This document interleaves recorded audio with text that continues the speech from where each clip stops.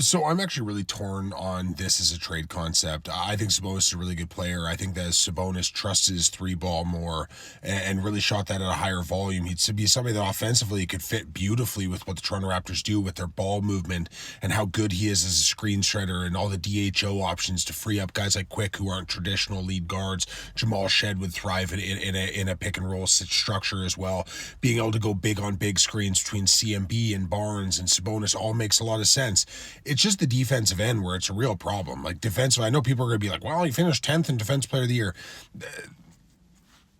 If you've watched Sabonis play defense, you know how rough it is, especially when he has to switch and recover. It's really, really bad. He can't play at the level. He has to play in drop, but he's not a rim protector. His defensive rebounding is genuinely elite, which would be a huge add for the Toronto Raptors. It's a lot of money. It's a lot of money. But here's a trade that I'd be willing to do that gets you Sabonis that I'd be willing to go forward with. And this is the trade here. I'd be willing to do Domantas Sabonis, Devin Carter, and Keon Ellis to the Toronto Raptors for RJ Barrett, Jakob Pertl, Jonathan Mogbo, and a protected 2027 first-round pick. And 2027 first-round pick is the really specific need. If we have to trade a pick, it has to be that pick, and I wanted at least top 5 protected, top 3 protected, but top 8 protected is what I did here, and that's what I do. The 2027 draft class as a whole, it looks real rough right now. I don't have a lot of confidence in that draft class as a whole. The idea of moving Pertl, who's got 4 years left on his contract, for Sabonis, who's got 2, I like being able to get off that long-term money.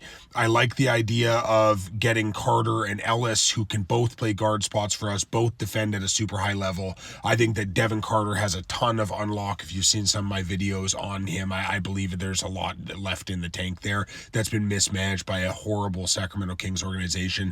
I think that Keon Ellis is somebody that could be an answer. And being able to play Jamal Shed, Keon Ellis, Colin Murray Boyles, and Scotty Barnes in the same lineup gives you one of the best defensive four-man units in basketball. Being able to use those 4 guys with a Domantas Sabonis or with a Brandon Ingram in those situations gives you an opportunity to really have a closing lineup that works on the defensive end, spacing, ball movement, and especially with that impact high pickup point defense.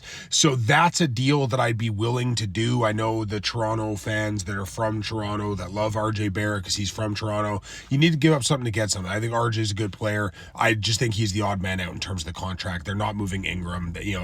Quickly's contracts can be really, really tough to move. This is a deal that works. I think this increases our ceiling. I think it also lowers our floor, unfortunately, because the Sabonis thing could blow up in our face. But it's a deal that I would consider, despite the fact that it's not exactly the thing I'd want to do.